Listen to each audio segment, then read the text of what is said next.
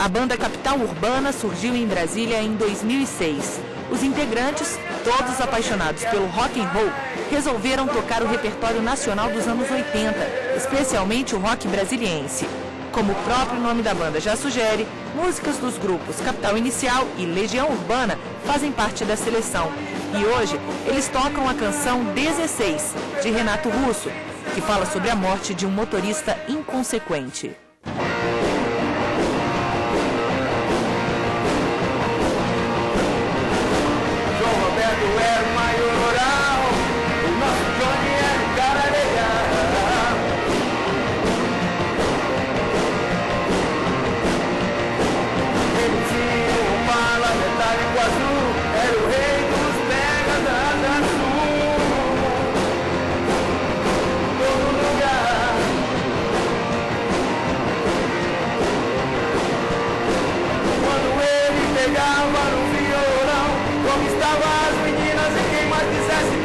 Sabia tudo da gente, do Led Zeppelin, dos Beatles e dos Rolling Stones.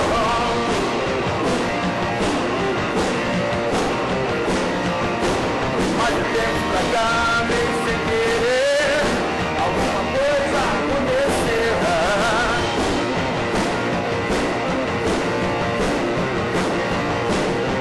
Johnny andava meio quieto demais, só que quase ninguém percebeu.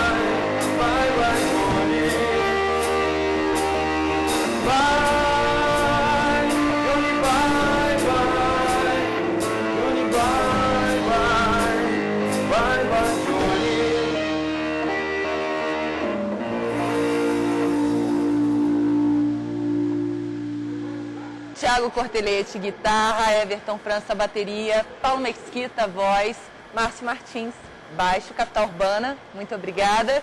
Hoje a gente trata da música 16, do Renato Russo, que conta a história de João Roberto. Ele existiu, João Roberto? Vocês sabem disso? Vocês sabem a história dessa letra?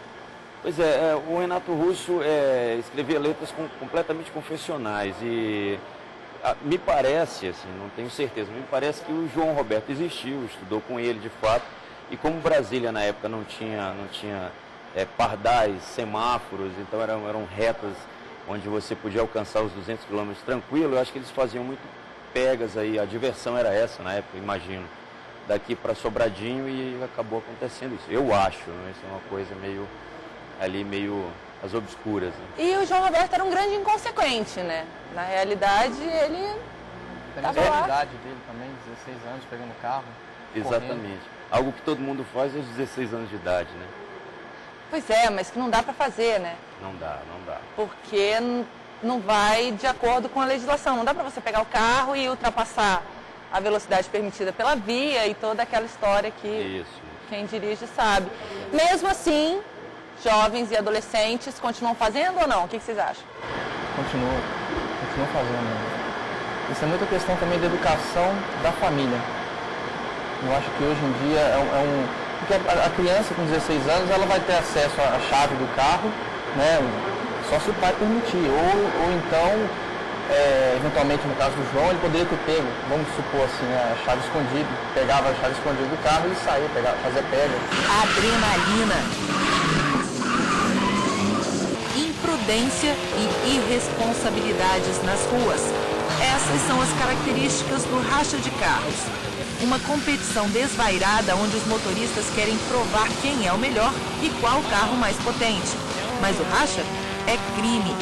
O Código de Trânsito Brasileiro prevê detenção de 6 meses a 2 anos, multa e a proibição para continuar dirigindo. Se houver morte durante um racha, geralmente o crime é considerado doloso, ou seja, com intenção de matar, pois o motorista assume o risco de prejudicar terceiros.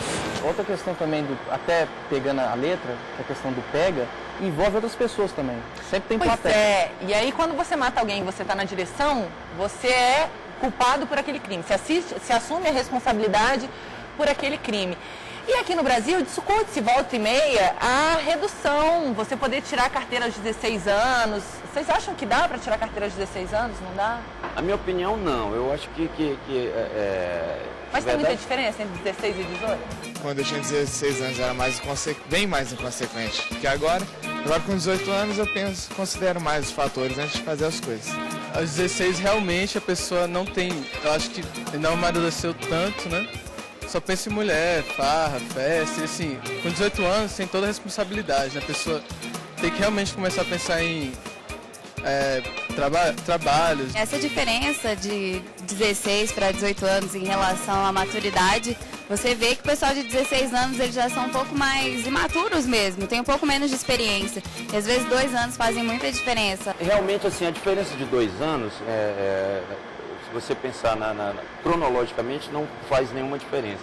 Mas talvez a gurizada já se habituou ao longo dos anos a saber que aos 18 anos você pode fazer certas coisas, pode beber cerveja, você pode entrar nos bares. O adolescente de 18 anos, de acordo com a própria Constituição Federal, ele adquire a maioridade penal. Ao adquirir essa maioridade penal, ele responde por todos os seus atos, civilmente e penalmente, pelas irregularidades, pelas ilicitudes que cometer na adolescência.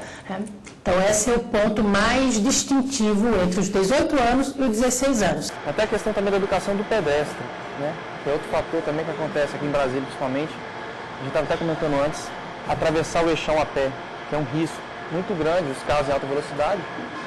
Então, são as duas coisas. Essa educação, que eu acho que, como o Paulo falou, é interessante ter mais desenvolvimento, a pessoa ter mais conhecimento, ter estudado, ter passado por situações de vida para poder pegar um carro, porque é um risco, né? Se ele perde o controle do carro, ele pode estar levando a vida de alguém na rua, um pedestre.